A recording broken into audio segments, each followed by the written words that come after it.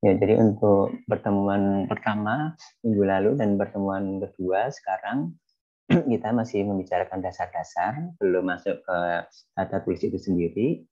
Dasar-dasarnya itu di sini ada dua utamanya. Yang pertama adalah struktur dan isi utama, ya, isi secara garis besar untuk proposal dan laporan tugas akhir. Di mana proposal saya kira mayoritas di antara kalian sedang mengerjakan.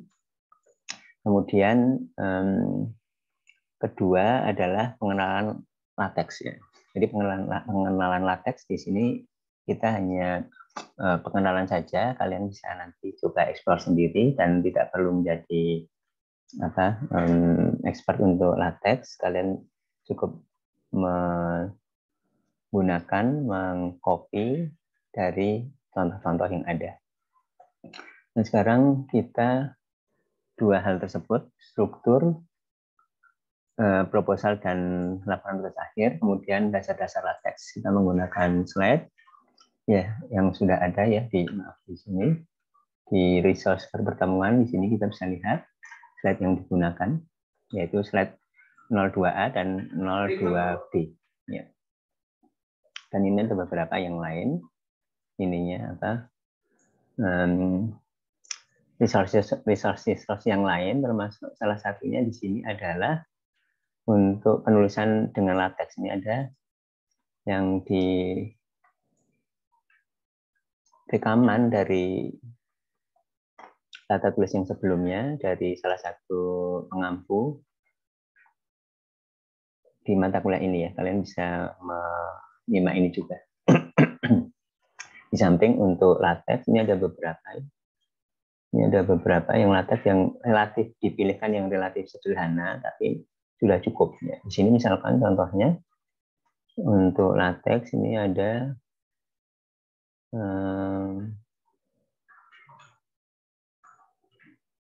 oh, ini panduan tugas akhir ada di sini ya. Tapi tadi kok nggak ada. Coba saya lihat.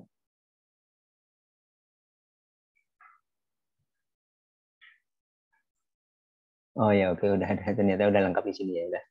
Ya, saya yang nuliskan tapi lupa. Ya, udah termasuk panduan tugas akhir udah ada, termasuk ini juga apa? Proposal juga ada, semuanya di resource pertemuan di sini. Kemudian di sini ada untuk LaTeX, ini ada yang sederhana, yang singkat, ini hanya 2 menit. Kemudian ini ada juga video perkuliahan yang tahun lalu. Kemudian ini ada workshop penulisan dari Pak Suyanto. Kemudian ada LaTeX beberapa yang saya sudah pelajari di sini. Yang ini sederhana-sederhana, maksudnya singkat, cukup singkat ya, ada 30 menit kira-kira untuk mempelajari LaTeX di sini dan lain-lain.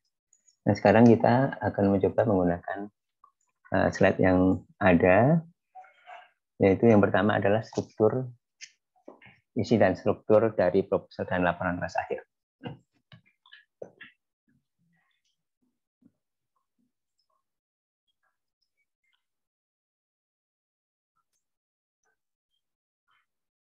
Ya.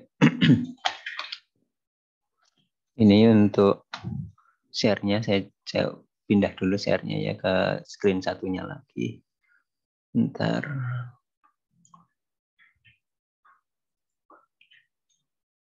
Yang slideshow, saya pindah ke slideshow.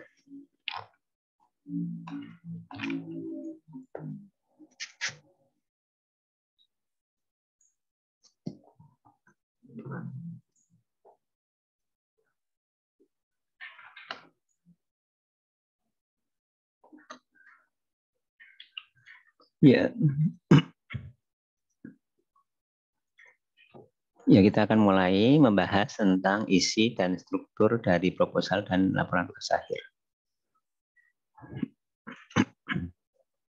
Sebagai kerangka bahasan, ini adalah yang pertama pengantar, kemudian isi dari proposal dan laporan tugas akhir secara garis besar. Kemudian ini adalah isi, kemudian ini adalah strukturnya. Jadi kita di dua pertemuan pertama ini masih pengantar. Yang pertama pengantar dulu. Di tugas akhir Fakultas Informatika, tugas akhirnya adalah yang secara reguler ya, karena tugas akhir itu ada beberapa ya. Ada yang tugas akhir yang berkaitan dengan entrepreneurship, kemudian juga ada startup gitu ya. Nah, sekarang yang reguler adalah jenisnya riset ya. Termasuk juga ada riset juga sebenarnya yang sedang dicoba digalakkan mulai semester ini atau khususnya lebih semester depan. Oleh karena itu, artikel ilmiah yang kita bahas di mata kuliah tata tulis ilmiah ini adalah artikel ilmiah yang jenisnya riset. Ya. Jadi sebagai untuk mendukung tugas akhir, ya jadi juga tentunya proposal tugas akhir yang sedang kalian akan mulai itu juga adalah proposal untuk penelitian atau riset ya. Sehingga kalau kita menyebut dalam mata kuliah tata tulis ini, ya, ya jadi kalau di mata kuliah tata tulis ini kita sebut sebagai artikel ilmiah, maka itu adalah artinya artikel ilmiah yang riset ya, untuk riset. Di penelitian informatika termasuk di tugas akhir Fakultas Informatika ya biasanya dihasilkan sebuah produk ya. Sebuah produk ini dari mungkin algoritma, implementasi dari algoritma atau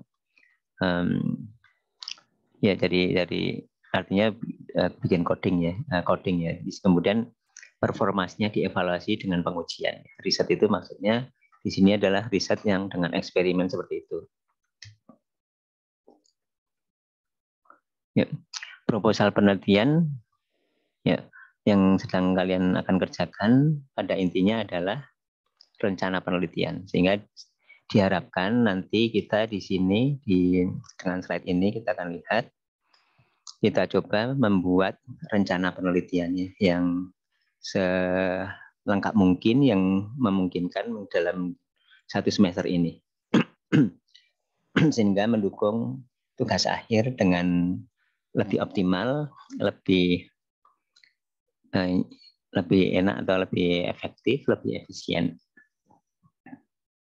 Ya, pada pertemuan ini kita diskusikan bagaimana rencana atau proposal kalian dan hasil produk dari sebuah penelitian, yaitu laporan tugas akhir, yang insya Allah di akhir semester depan yang dilaporkan secara tertulis. Jadi bentuknya berupa laporan tugas akhir atau pertama proposal, kedua adalah laporan tugas akhir. Yang istilahnya di kita adalah buku ya. Meskipun buku tapi isinya sebenarnya hanya 8 halaman. 8 halaman dan mungkin ada lampiran, kalau lampirannya tidak dibatasi berapa, tapi yang isi utama ada 8 halaman. Kenapa dinamakan buku? Karena standar dari Italian istilahnya buku, jadi kita disebutkan buku gitu ya, buku tugas akhir. Salah satu tujuan utama sebuah artikel ilmiah adalah membuat pembaca paham isinya. Jadi kita ini adalah pembaca oriented ya. Jadi bagaimana orientasi ke pembaca dan orientasinya juga adalah supaya pembaca paham. Ya, jadi saya kira suatu hal yang banyak juga ya kejadian bahwa ada seolah-olah kalau pembaca sulit paham, bingung itu bagus gitu ya, karena kompleks gitu. Tapi padahal sebenarnya tujuannya adalah supaya pembaca paham. Jadi kalau suatu yang cukup kompleks itu bagaimana dibuat atau lebih tepatnya lagi disederhanakan yang pembaca paham dalam arti dengan cukup cepat ya, artinya ya mungkin tidak cepat sekali tapi bisa dengan mudah memahami, semudah mungkin memahami. Nah di sini tentunya bukan hanya artikel ilmiah saja, tapi juga slide dan presentasinya. Ya, jadi slide dan presentasinya itu tujuannya supaya audiens paham. Meskipun di sini pembacanya adalah pembimbingnya sendiri, yang topiknya juga ada paham dan mengikuti bersama dengan mahasiswa bareng-bareng untuk topik tersebut. Tetapi kalau ditulis dengan kurang bagus, jadi mungkin kurang paham. Kurang paham itu bukan di samping karena mungkin terlalu kompleks, juga kadang-kadang ini apa, isinya tidak sepenuhnya sesuai dengan yang ditulis, dengan isinya tidak sepenuhnya sesuai, misalkan seperti itu, atau juga bisa kurang lengkap, ya, sehingga kurang paham secara menyeluruh. Ya, termasuk memahami ini adalah memahami yang dihasilkan. Ya. Jadi produk dihasilkan tentunya memahami tidak perlu memahami secara sangat mendalam, tapi memahami secara garis besar. Jadi tidak perlu memahami produk yang dihasilkan itu dalam-dalamnya, seperti misalkan source code sampai detil-detilnya, nggak seperti itu. Ya juga bukan karena ini memahami, bukan supaya pembaca itu terpesona atau menikmati kata-kata dalam laporan, atau misalnya kalau slide nanti tidak kemudian dengan slide itu yang dengan dekorasi yang macam-macam sehingga bagus, bukan seperti itu, tapi adalah memahami isinya. Ini adalah memahami isinya. Ini adalah utamanya. Sehingga kriteria penting, salah satu kriteria penting dalam laporan yang dikatakan bagus adalah kejelasannya. Ya, jadi tujuan utama, yang lain membaca bisa melakukan reproduksi. Ya, jadi bisa melakukan reproduksi itu artinya diharapkan penjelasannya cukup. Ya.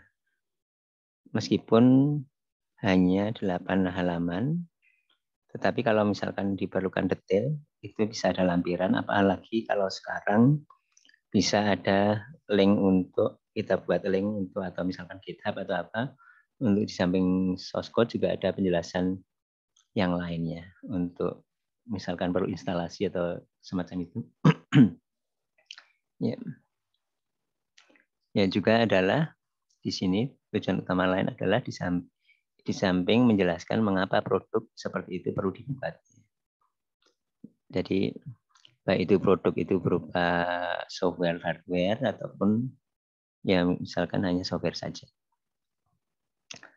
Pada pertemuan ini kita awali diskusi dengan contoh produk yang sehari-hari. Jadi bukan informatika, tapi adalah produk yang sehari-hari.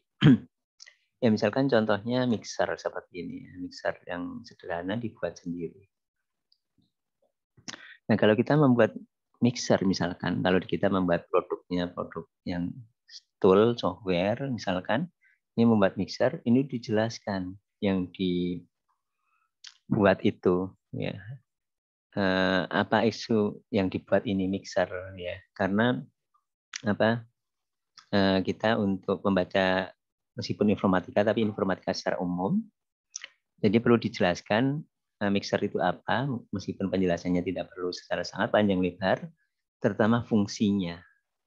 Ya. Fungsinya apa? Fungsi itu salah satu penjelasan utama adalah input dan output-nya. Di sini misalkan bahannya apa yang dimasukkan, kemudian setelah diproses oleh mixer ini, kemudian hasilnya jadi apa? Ya, jadi prosesnya sendiri black box. Ya. Kemudian mengapa perlu membuat mixer? Apa pentingnya membuat mixer? Ya, seperti yang kita akan buat ini. Kemudian bagaimana cara? Ya, cara membuat mixer. Kalau ini kan usulan membuat mixer sendiri ya, dengan sederhana, dengan bahan-bahan yang sederhana. Nah, kemudian spesifikasinya. Nah, di sini tentunya diusahakan yang cukup lengkap sehingga orang bisa melakukan reproduksi. Kemudian juga performansinya. Ya, jadi kita membuat mixer diterangkan, ya, kemudian mengapa perlu mixer sehingga perlu dibuat, kemudian mengapa mixer yang dibuat yang seperti ini, alasannya, misalkan mixer yang jenisnya seperti ini, hand mixer yang kecil misalkan seperti ini, kemudian kita jelaskan juga caranya. Kemudian juga performansi dari mixer ini. Jadi kalau di rencananya atau kita mempunyai hipotesa misalkan bahwa kalau mixer ini seperti ini maka akan lebih mudah, kemudian akan lebih cepat atau kecepatannya cukup misalkan, dari kemudahannya tinggi, kecepatannya cukup, kekuatannya cukup misalkan. Nah, ini perlu ada eksperimen juga untuk menguji ini, mixernya ini. Jadi yang namanya eksperimen itu adalah menguji performansi produk yang kita hasilkan atau implementasi yang kita hasilkan. Tentunya yang diukur itu sebenarnya kalau di informatika adalah metodenya, bukan hasil implementasinya. Ya, biasanya adalah seperti itu. Jadi meskipun implementasi dari sebuah algoritma A, ya bukan hasil implementasinya kita yang diukur, tapi algoritmanya A dengan implementasi yang benar mengimplementasikan algoritma tersebut. Ya, kemudian contoh yang kedua, ini contoh yang TA.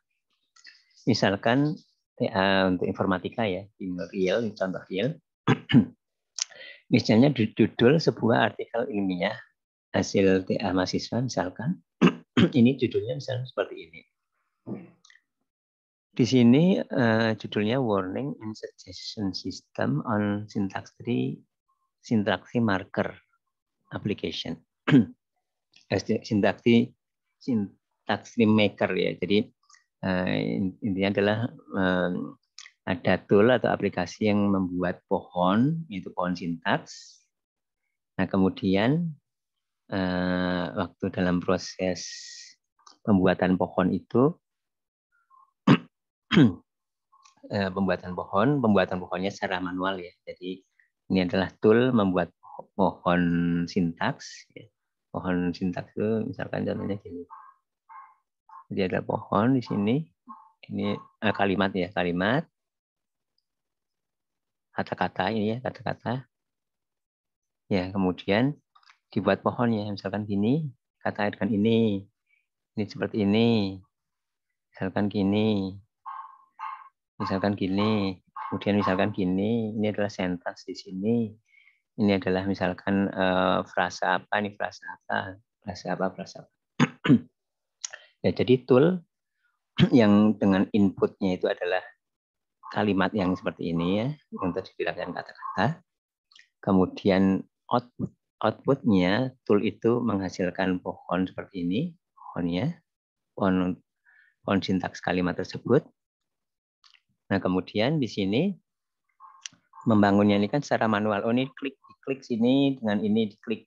Oh, ini jadi satu frase. Nah, ini prediksi secara otomatis itu mencoba membantu dengan warning dan suggestion-nya. Ya, warning itu misalnya kan kalau diklik sini, oh kayaknya ini apakah benar? Kalau yang ini apalagi kalau yang ini ya, yang kesalahannya mungkin yang jelas seperti misalkan ini kata kerja dengan kata kerja. Ya, misalkan nggak mungkin dijadikan satu, misalkan seperti itu katakanlah itu ya. Nah, ini warning dan suggestion system. Ini contohnya seperti itu. Kemudian dijelaskan apa, ya,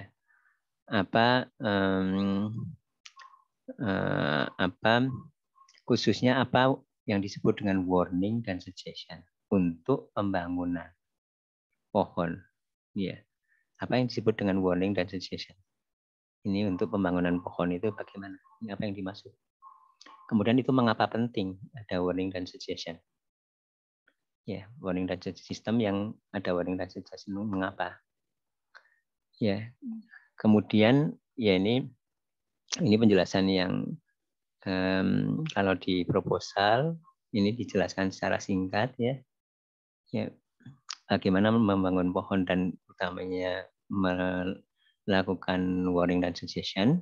Kemudian nanti waktu tugas akhir ini adalah yang kalau bagaimana itu adalah di tugas akhir di semester berikutnya kalian ini yang utamanya adalah ini dan diimplementasikan. Kemudian kesimpulan ini maksudnya adalah warning dan suggestion metode atau pendekatan yang kita gunakan untuk warning dan suggestion itu seberapa efektif. Ya, kesimpulan itu biasanya adalah seberapa efektif ya. Jadi kalau performansi itu biasanya ada namanya efektivitas dan efisiensi. Efektivitas itu secara kasarnya lah untuk bahasa awam adalah akurasi, efisiensi salah satunya misalkan kecepatannya, tapi biasanya adalah efektivitas. Nah ini efektivitasnya berapa persen warningnya itu banyak menyesat, warning dan suggestion itu banyak menyesatkan atau membantu atau mengganggu. Nah, itu tentunya diukur biasanya dengan utamanya adalah dengan pengukuran yang ini ya, yang kuantitatif ya, artinya misalkan berapa persen gitu ya.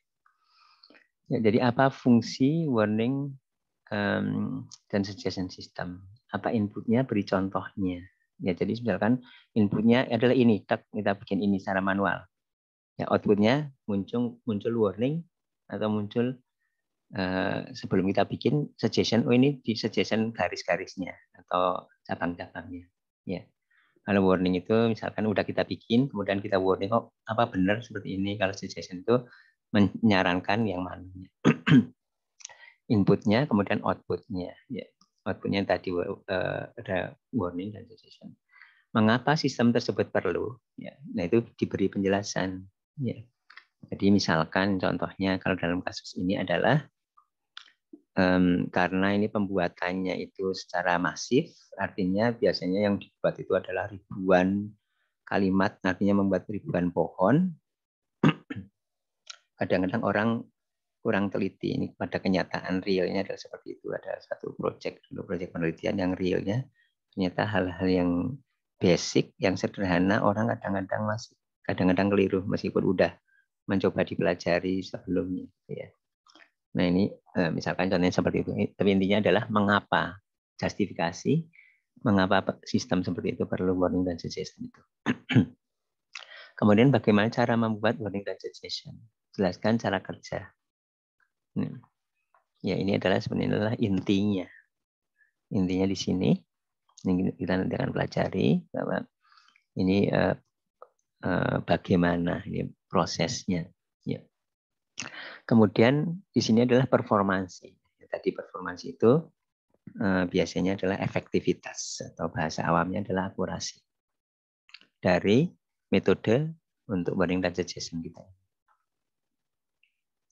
Ya, ini contoh yang ketiga, contoh yang real juga. Misalkan judul sebuah artikel ilmiah hasil tugas akhir mahasiswa. Ini judulnya adalah Pembangunan Basis Data Parafrase Al-Quran Terjemahan Bahasa Indonesia. Ya, di sini dari judul ini yang utama atau katakanlah kata kunci dari judul ini adalah ini apa? Parafrase. Ya, parafrase itu apa yang dimaksud dengan parafrase nanti ya? Parafrase apa? Parafrase Al-Quran Terjemahan Bahasa Indonesia. Ya. Ya. Jadi ingin membuat atau membangun basis data apa? Basis data parafrase. Parafrase lebih lengkapnya lagi adalah parafrase ini. Ya, Al-Quran Terjemahan Bahasa Indonesia. Ya. Nah, oleh karena itu di sini perlu dijelaskan apa itu parafrase atau mungkin luas lain atau yang terkait dengan itu basis data parafrase itu maksudnya seperti apa. Nah, di sini produk utamanya adalah outputnya yaitu basis data parafrase. Ya. Apa itu basis data parafrase? Beri contoh, sebuah contoh sederhana. Ini suatu hal yang sangat penting, memberi contoh, dan contohnya sederhana saja. Mengapa perlu membuat contoh? Karena kita biasanya ya, kita semua ya, termasuk saya sendiri juga, kalau supaya lebih paham biasanya diberi contoh. Dan contoh itu contoh sederhana. Apalagi kalau di paper, di laporan tugas akhir itu hanya 8 halaman atau di paper itu 8 halaman mungkin lebih sedikit. Atau kalau yang short paper akan lebih kurang dari 8 halaman. Ya, kemudian apa itu inputnya? Beri contoh sederhana. Inputnya apa? Ya. Ya, kemudian mengapa basis data parafrase seperti ini perlu? Apa gunanya? Itu dijelaskan. Ya. Kemudian, nah ini bagaimana? Ini adalah intinya. Ya, bagaimana cara membuat basis data atau bagaimana cara menghasilkan outputnya, yaitu outputnya apa? Basis data parafrase tersebut. Kemudian lagi-lagi kita perlu mengukur performasi dari yang sistem tersebut ya, produsen atau pembuat basis data tersebut ya.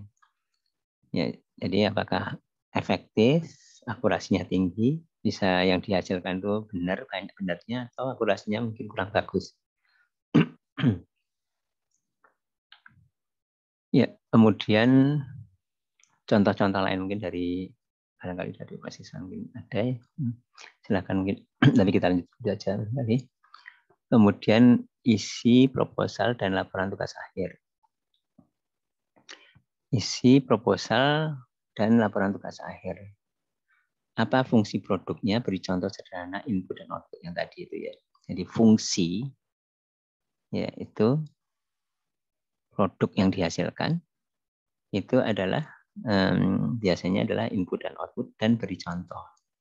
Kemudian mengapa produk yang kita hasilkan penting?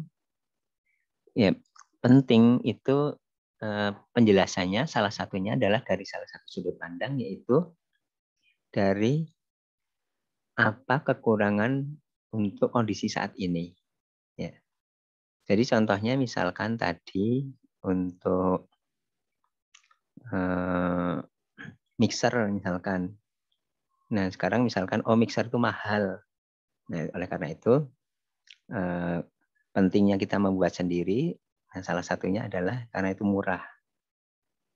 Murah tetapi masih bisa diandalkan. Ya tentunya dengan penjelasan atau dengan kuantitatif ya, murah itu berapa rupiah dibandingkan kalau beli berapa rupiah, performansinya kalau bikin sendiri berapa, misalkan dari sisi kecepatan, kekuatan atau yang lain-lain. Kemudian juga kalau contoh yang kedua tadi ya dari ditinjau dari ini ya, dibandingkan dengan kondisi sekarang sehingga produk kita perlu, itu misalkan contoh yang kedua warning dan suggestion. Di mana misalkan kalau kondisi saat ini, di mana kondisi saat ini misalkan kita ada tool untuk labeling atau pembuatan pohon tadi, pembuatan pohon sintaks yang secara manual kita ada toolnya, tapi tool sekarang itu tidak ada warning dan suggestion sehingga untuk hal-hal yang sederhana atau aturan-aturan yang sederhana kadang-kadang orang kelewat karena di pembuatannya itu masif. Nah, ini disebut dengan gap.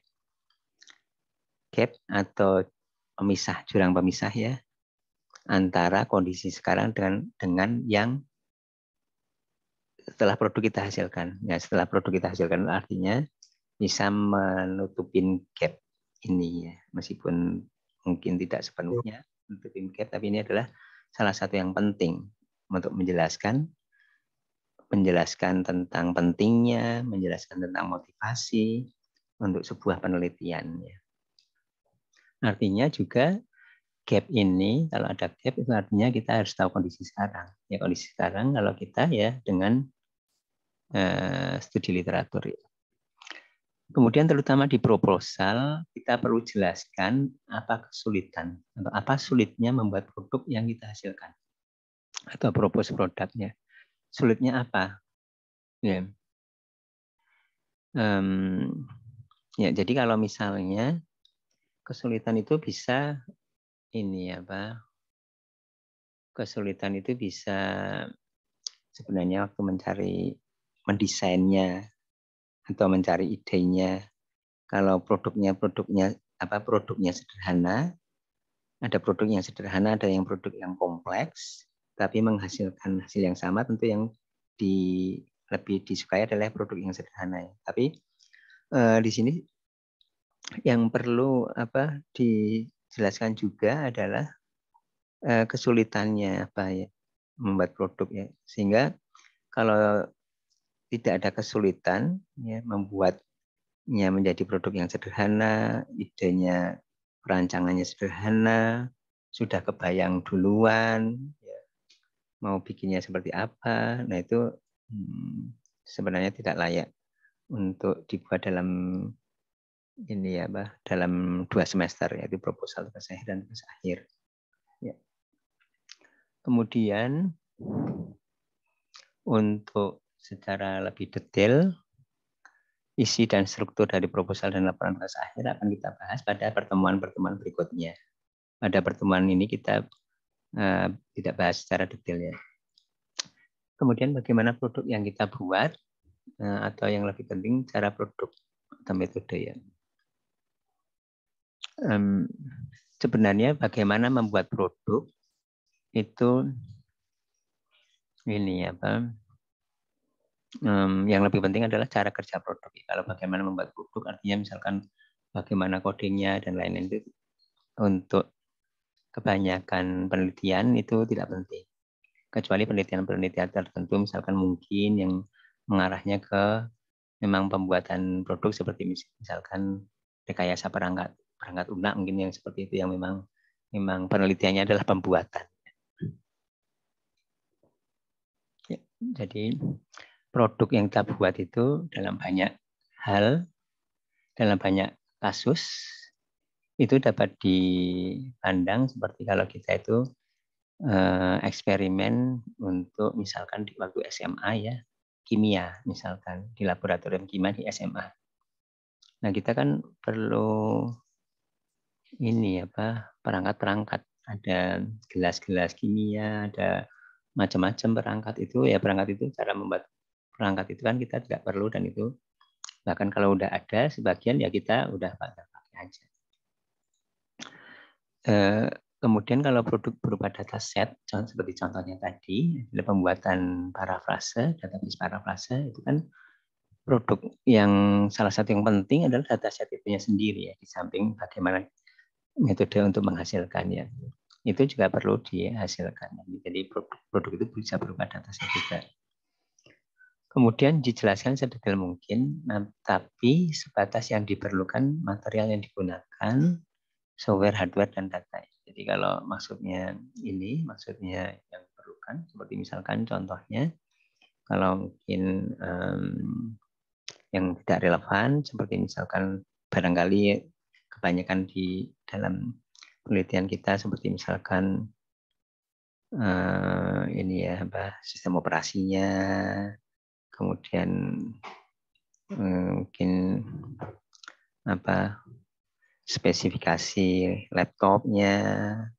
Kalau itu untuk mengukur akurasi, saya kira itu sebenarnya kurang relevan ya. Kecuali kalau yang mau diukur itu adalah kecepatan, itu saya kira spesifikasi komputer hardware-nya penting. Tapi kalau untuk yang efektivitas seperti akurasi, saya kira kurang relevan ya.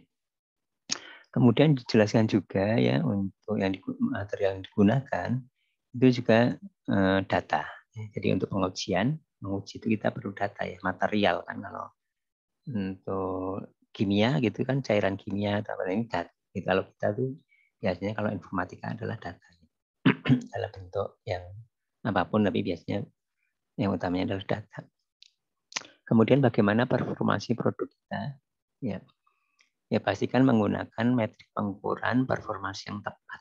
Ya, jadi kalau kita mengklaim atau kita menyimpulkan satu performansi dari sebuah metode, misalkan dari yang menggunakan implementasi yang metode yang sudah kita implementasikan, itu mesti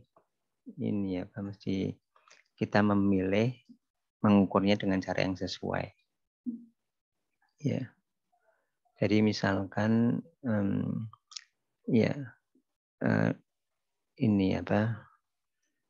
kalau contohnya misalkan contoh yang relatif sederhana ya bagi orang mahasiswa informatika, biasanya salah satunya ya contohnya itu adalah misalkan apa yang disebut dengan akurasi di sini, dan istilahnya recall precision atau F measure atau F1. Ya. Jadi kalau misalnya ini apa? Mencari ini ya, mencari jarum dalam tumpukan jerami, ya, mencari jarum dalam tumpukan jerami. Itu kan seperti klasifikasi jarum dan jerami. Ya, jarum dan jerami, ya, jarum dan jerami. Ya, kita misalkan menggunakan akurasi, ya kita bilang aja setiap kali ketemu kita mencarinya dengan misalkan ditutup matanya ya, kita ambil, kita bilang aja jerami. Padahal jarumnya memang sangat sedikit. Nah, ini akurasinya bisa sangat tinggi. Misalkan 99% itu adalah barangnya itu adalah jerami. 1% atau kurang ya ini adalah jarum. Ya, setiap kita ambil, bilang aja jerami. Itu akurasi, kalau kita menggunakan akurasi,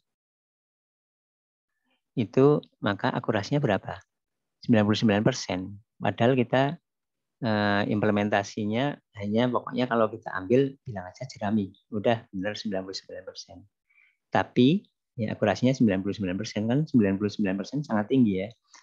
Tapi kita tidak pernah menemukan sebenarnya jarum, menebak jarum, karena kita selalu bilang jerami gitu aja. Jadi seperti kalau kita bikin sistem print jerami gitu. Seperti itu. Padahal kan tujuannya adalah mencari jarum dalam tumpukan jerami. Sehingga diperlukan adalah misalkan lebih tepat F1. Nah, ini adalah contoh sederhana. F1 ini kalau akurasi, ini adalah netral, tidak berpihak istilahnya dalam tanda petik jarum atau jerami. Kalau di sini adalah F1 untuk jarum. Jadi kalau lebih lengkapnya lagi, kalau kita tulis sebenarnya F1 jarum di sini. Nah, di sini baru tepat nanti ya. Nah, seperti itu contohnya, dan banyak contoh yang lain lagi. Ya. Artinya ini harus memikirkan metrik pengukuran atau metrik evaluasi yang tepat. Metrik itu contohnya akurasi, F1. Kalau untuk efisiensi kecepatan atau penggunaan resource, misalkan resource CPU atau yang lain. Kemudian ini adalah mencari mengukur performasi, kemudian dianalisis ya. Ini sangat penting dianalisis. Nanti insya Allah akan kita bahas lebih detailnya lagi. Dianalisis hasil eksperimen ini, di mana kita pendekatan atau metode kita untuk contohnya pembangunan parafrase database terjemahan Al-Quran, pembangunan parafrase itu menggunakan metode apa dari eksperimen-eksperimen ini. Nah, kita lakukan analisis kelebihan dan kekurangan produk kita. Ya, artinya performasi dalam berbagai kondisi. Kalau misalkan ternyata kalau untuk kalimat yang panjang performasinya kurang bagus, kalau kalimat yang pendek performasinya bagus, misalkan seperti itu ya. Ya, jadi analisis itu kalau kita analogikan seperti misalkan kita ingin menganalisis mobil. Oh, mobil ini kalau untuk cuaca hujan, nah dia misalkan mobil A dengan B lebih cocok mobil A ya. Atau sepeda ya, satu sepeda dengan jenis sepeda yang satunya lagi. Ya, sepeda on road sama sepeda off road. Ya, itu kan salah satu contoh yang jelas ya. Untuk kondisi seperti ini yang on road lebih bagus, yang off road lebih kurang bagus, misalkan seperti itu. Jadi ini performasi untuk berbagai kondisi. Kondisi yang seperti ini F1-nya kurang bagus, kondisi seperti ini F1-nya lebih bagus misalkan.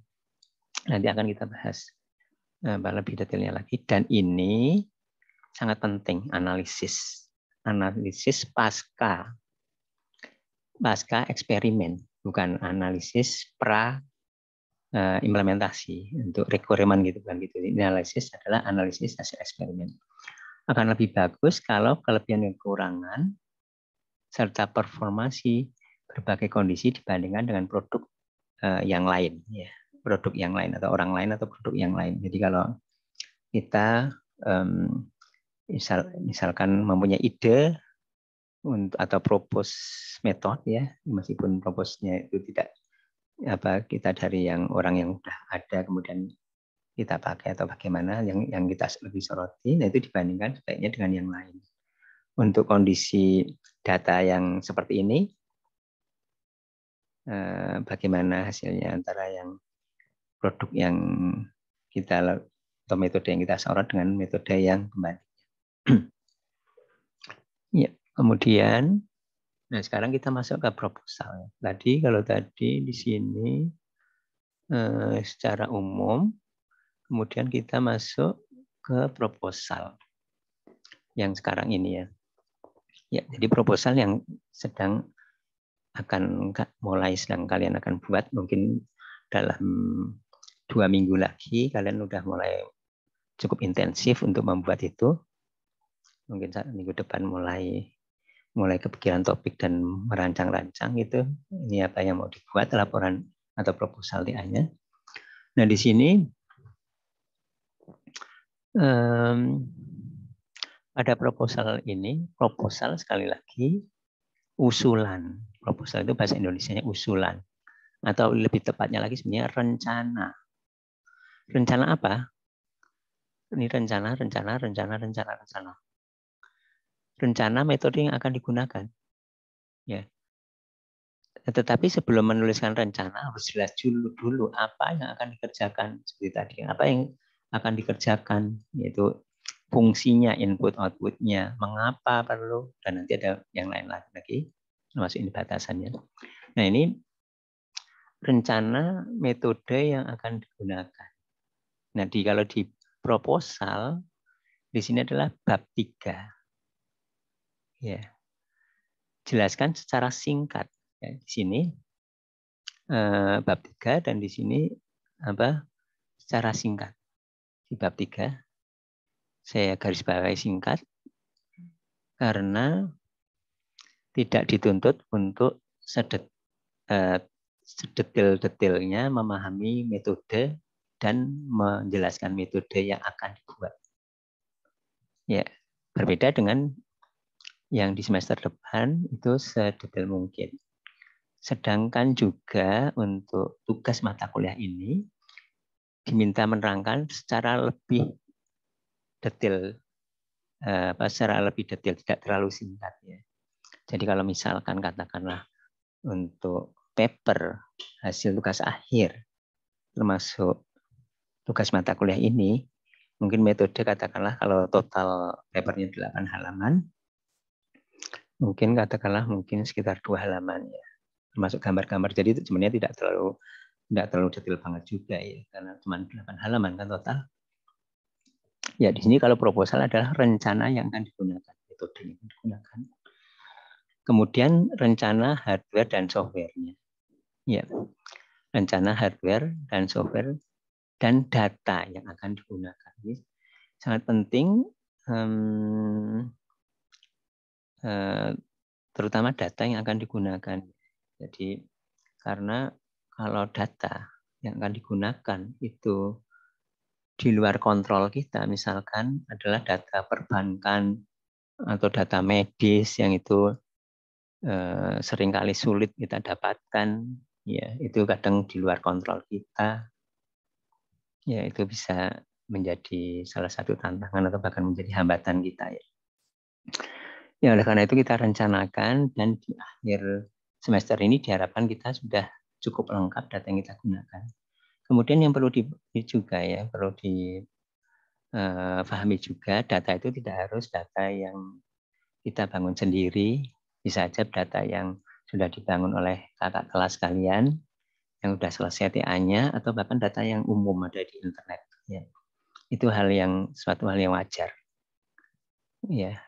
Jadi meskipun menggunakan data yang di internet ya, karena penelitian-penelitian yang serius juga kadang menggunakan data yang ada di internet. Karena misalkan konsentrasi bukan untuk kasus tertentu dengan data yang spesifik tertentu, misalkan di kasus di kita, misalkan di Bandung lah atau di Delhi lah, tidak harus seperti itu saja. Kemudian yang sangat penting juga ini saya perlu sorot lagi di sini ya, rencana pengujian ini mungkin saya garis bawahi 2 kali ini rencana pengujian, karena kadang-kadang kita masih kelewat ya. Tidak ada rencana pengujiannya. Ya. Dan kalau di tugas mata kuliah ini udah nanti harus ada pengujiannya meskipun angka-angkanya adalah dummy. Nah di sini bisa di bab 3 ya, kalau di proposal.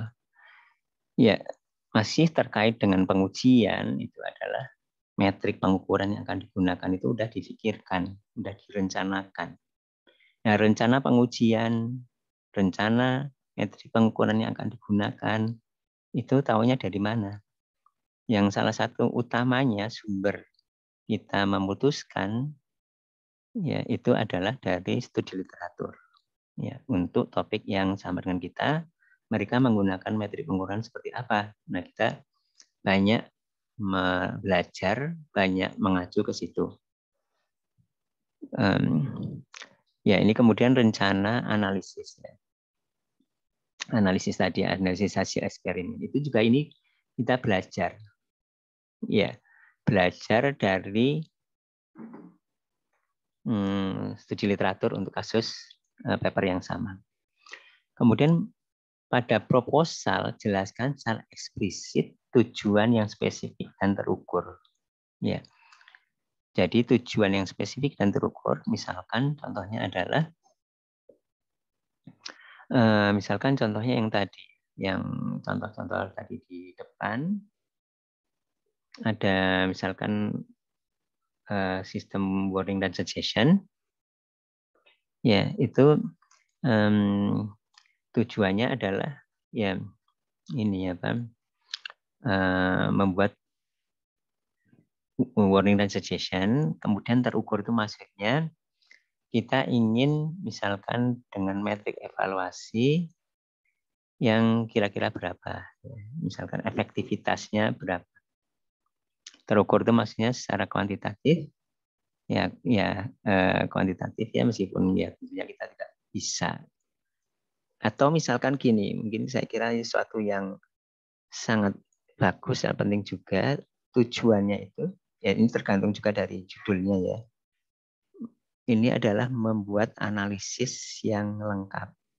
Jadi yang perlu diperhatikan banget juga adalah tujuan kita jangan sampai misalkan kita ingin membuat sesuatu yang akurasinya tinggi, gitu misalkan jauh lebih tinggi daripada yang sekarang yang ada. Itu saya kira kita terlalu kurang pas ya, karena itu lebih pasnya lagi mungkin penelitian yang serius yang melibatkan banyak orang, kemudian waktunya mungkin lebih panjang, kemudian juga mungkin dari biaya juga perlu lebih, bahkan mungkin S3 dan S3 pun juga kadang-kadang kurang tercapai seperti itu.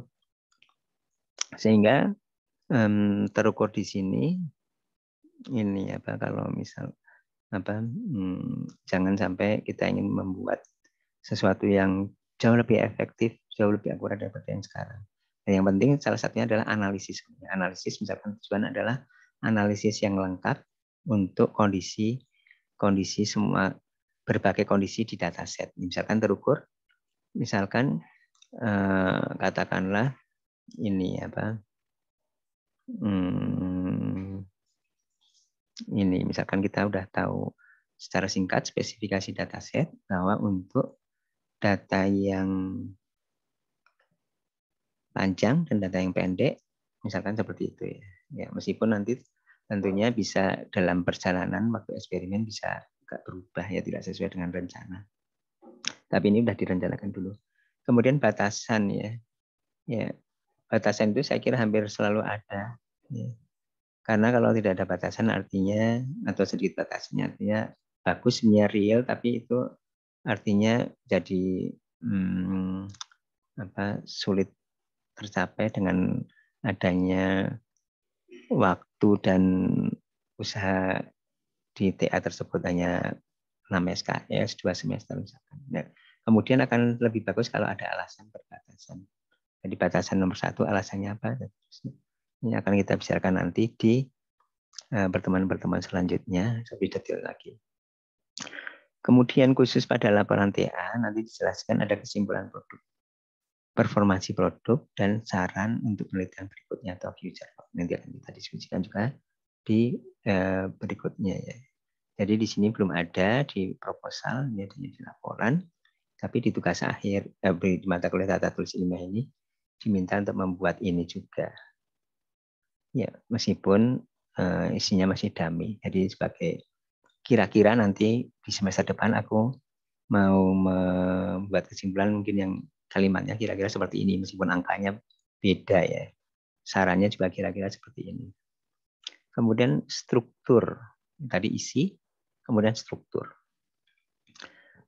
Judul itu ada ini apa? Maaf sebentar ya. Judul ini ada pada proposal, namun bisa saja berubah saat pengerjaan tugas akhir ya. Meskipun perlu nanti ada perubahan SK tugas akhir secara administratifnya gitu ya kalau di tugas akhir kalkulasi informatika, tapi sangat memungkinkan berubah. Tapi biasanya perubahannya tidak terlalu signifikan, tapi sangat-sangat masuk akal kalau berubah dan itu cukup banyak. Sejauh yang saya tahu mahasiswa berubah seperti itu ya. Ya perubahannya biasanya ya saya kira 1 kali cukup. Mungkin perubahan di akhir aja nanti waktu mau sidang ya baru diubah misalkan gitu ya. Jadi kalau misalkan ada perubahan nanti nggak usah tergesa-gesa diajukan perubahan judul nanti aja di akhir-akhir ya. Menurut saya biasa sebaiknya seperti itu. Yang penting udah dengan pembimbing udah sepakat duluan bahwa judulnya berubah. Kemudian inti apa topik yaitu input dan output waktu proposal ya apa sudah ada ya. Udah ada dan contoh juga ya. Jadi apa topik apa itu maksudnya biasanya fungsinya itu diterangkan dengan input dan output dan prosesnya itu adalah black box, masih black box. Nah, ini yang dikerjakan perlu difikskan ya. Kemudian juga alasan mengapa pemilihan topik perlu difikskan ya. Saat proposal ini perlu difikskan, ini input output perlu difikskan. Artinya perlu ada di proposal. Ini juga perlu ada di proposal. Kemudian solusi permasalahan itu metode itu direncanakan meskipun mungkin ada perubahan. Yang perubahannya itu mungkin minor. Atau di sini direncanakan waktu proposal itu kita tapi masih agak ini apa masih secara garis besar masih agak ngambang atau misalkan masih baru garis besar ya. Kemudian kesimpulan pada proposal belum ada, mungkin ada itu adalah berupa hipotesis. Jadi hipotesis itu atau katakanlah dugaan ya. Jadi kalau misalkan menggunakan seperti ini, hipotesisnya bagaimana misalkan seperti itu ya. Kemudian kesimpulan pada proposal belum ada. Ini tadi yang masih berupa hipotesis ya, misalkan. Nah ini yang seperti yang di pertemuan sebelumnya ya. Jadi komponen-komponen di tulisan di proposal dan laporan itu hampir katakanlah ada di dua-duanya. Yang di sini banyak yang masih draft bagi di sini ini sudah difinalkan. Tapi di sini perlu udah difikskan seperti misalkan topik sebenarnya sudah difikskan di sini ada perubahan perubahan yang minor saja. Demikian juga di sini apa mengapa ini perubahan minor sebaiknya karena apa? Karena menjawab apa dan mengapa itu di bagian pendahuluan di proposal itu juga menentukan arah penelitian kita ya. Kemudian kalau bagaimana ini di bab 3 itu masih draft difinalkan di sini kesimpulan belum ada kalau di proposal. Kemudian latar belakang yaitu konteksnya. Konteks pembuatan, misalkan maksudnya latar belakang atau konteks topik, yaitu ini ya, seperti contohnya tadi pembuatan pembangunan basis data parafrase Al-Quran terjemahannya, yaitu latar belakangnya apa ya, latar belakang yaitu ya bisa juga latar belakang ini yaitu dalam konteks misalkan perlunya secara fungsi atau secara manfaat misalkan ya, secara manfaatnya kemudian ini perlu difikskan ya saat proposal, kemudian alasan mengapa. Salah satunya tadi alasan itu adalah secara teknis ada gap secara teknis antara kondisi existing dengan yang ingin dicapai, kemudian solusi permasalahan yaitu biasanya berupa metode perlu direncanakan saat proposal dan mungkin berubah secara minor saat pengerjaan TA.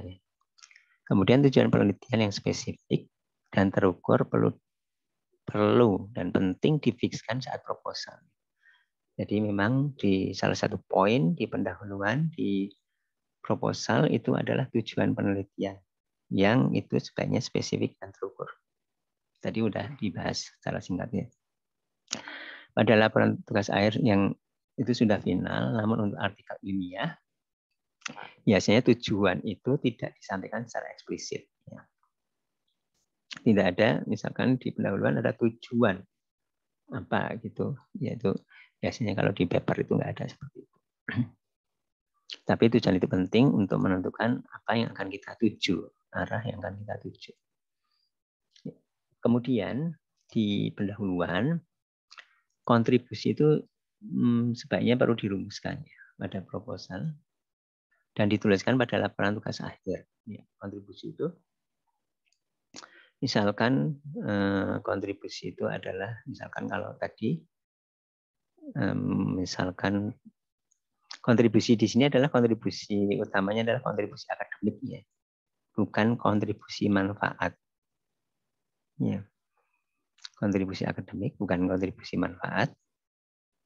Kontribusi akademik itu contohnya misalkan kalau misalkan tadi contohnya adalah membuat sistem wording and suggestion untuk pembangunan pohon sintaks. Ya. Kontribusi akademiknya adalah misalkan ini adalah propose atau pendekatan atau sistem atau metode yang diusulkan itu merupakan metode yang cukup efektif ya. Jadi secara teknis atau akademik seperti itu. Ya. Kemudian ada juga bisa tambahan kontribusi manfaatnya. Kontribusi manfaat adalah dengan adanya itu sistem warning and suggestion, ya contoh yang tadi warning and suggestion itu bisa membantu. Ya, jadi kontribusi bisa ada beberapa dan kontribusi bisa akademik dan kontribusi bisa manfaatnya. Yang utamanya biasanya diharapkan kontribusi akademiknya dulu yang ditonjolkan. Kemudian kontribusi manfaat juga penting, tapi itu adalah sebagai pendukungnya. Kemudian batasan-batasan kondisi penelitian perlu dijelaskan juga di proposal TA. Dan sebaiknya ada alasan untuk setiap batasan. Ini secara garis besar strukturnya ada seperti ini. Ada latar belakang yaitu konteksnya. Ini perlu ada di proposal dan penting untuk difikskan. Dan di sini udah finalnya. Kemudian mengapa? Ya alasan, motivasi, jelaskan. Ya. Di abstrak sudah ada mengapa dan dijelaskan lagi, ada dan penting ya perlu difikskan dan di sini perlu difinalkan. Kemudian kontribusi ya sebaiknya ada di sini dan difinalkan di sini. Tujuan ini erat dengan kontribusi, artinya tujuan yang tercapai itu bisa menjadi kontribusi. Ya. Kemudian di sini batasannya. Batasan perlu sebutkan juga, perlu ditentukan di proposal. Ya. Kemudian studi atas literatur-literatur terkait proposal TA lebih panjang lebar dibandingkan dengan laporan TA. Jadi kita membaca literatur paper yang juga ini biasanya yang formalnya adalah paper atau bahan tertulis ya, meskipun untuk belajar, untuk mempelajari kita juga perlu bahan-bahan yang berupa bahan yang lain, ada video dan lain-lain. Tapi biasanya yang secara formal disampaikan di referensi, daftar referensi dan studi literatur adalah literatur. Jadi kita belajar literatur yang terkait di proposal, jadi bab 2 ya, proposal. Bab 2 itu biasanya lebih panjang daripada bagian 2. Bagian 2 itu namanya kalau untuk paper hasil dari tugas akhir nanti semester depan itu namanya biasanya bukan studi literatur bagian 2 di paper itu atau di laporan TA, tapi studi terkait atau related work sebenarnya kalau bahasa Inggrisnya. Yang kalau di S1 sebenarnya itu banyak sebenarnya landasan teorinya ya. Jadi kalau di studi literatur mungkin bisa 2 halaman, 3 halaman. Ya jangan terlalu panjang juga, nanti ke sana kemari yang tidak terkait. Kemudian di studi yang terkait yang di laporan TA atau paper itu biasanya paling kurang dari 1 halaman, mungkin 3/4 halaman. Ya, studi atas literatur pada intinya pembahasan tentang teori yang terkait erat dengan topik TA. Terkait erat itu apa? Nanti akan kita di sini ada, biasanya adalah metodenya yang paling penting. Biasanya metodenya. Ya kita akan menggunakan metode ini atau algoritma ini, ya kita pelajari metode-metode atau algoritma tersebut untuk topik-topik kita ya. Ya mungkin metode yang sama seperti misalkan katakanlah untuk learning menggunakan SVM atau learning menggunakan neural network, misalkan apa yang disebut dengan recurrent neural network RNN itu kan bisa dipakai untuk macam-macam ya. Yang terutama adalah yang dipakai sesuai dengan tujuan task atau pekerjaan atau topik kita. Ya, metode. Kemudian yang kedua adalah material. Ya, material ini utamanya adalah data. Ya. Apalagi kalau kita akan membangun data sendiri untuk tugas akhir kita. Ya.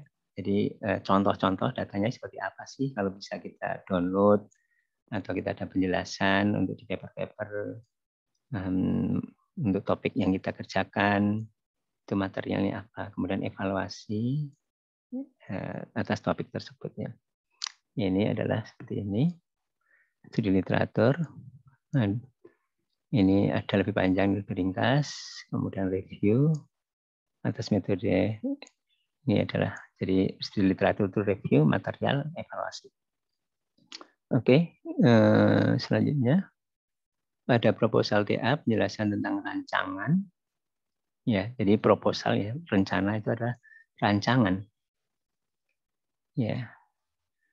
Untuk produk ya, untuk produk yang dihasilkan untuk bab 3 ya.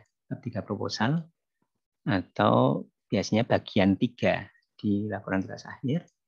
Ini adalah berupa sistem atau produk yang dihasilkan, metodenya sebenarnya.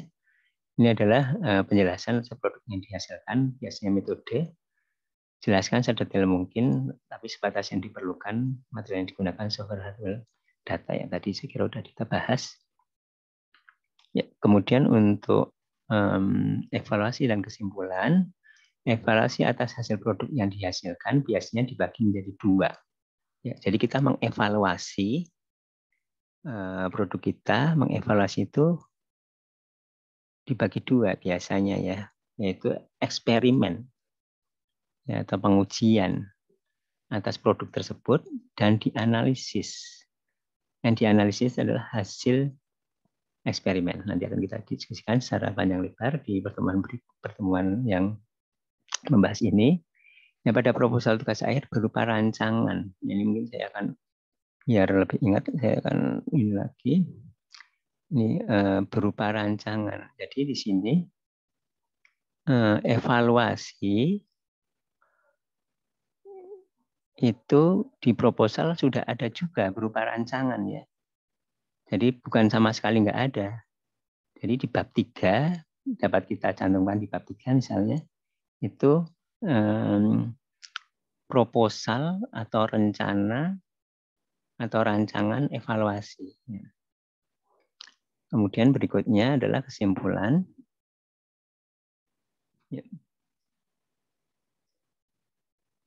Di sini kesimpulan. Kemudian ada hubungannya dengan atas tujuan ya. Jadi ada hubungannya dengan tujuan penelitian atau tujuan tugas akhir. Dan ada nanti berdasarkan dari eksperimen dan analisisnya. Nanti kita bahas juga secara panjang lebar di bagian evaluasi. Ya, sekiranya seperti itu. Silakan kita diskusikan yang diharapkan memang untuk ini ya diharapkan untuk mata kuliah ini kita banyak diskusi karena kan rencana semula ini kan idealnya flip classroom ya. Silakan mungkin ada pertanyaan, ada komentar. Apalagi kalau nanti kalau udah masuk kalian membuat proposal ya mungkin sekarang belum ya. Belum membuat proposal. Tapi sudah mulai mencari topiknya.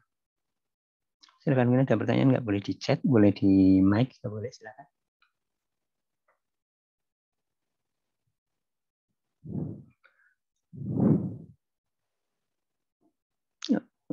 Oke, saya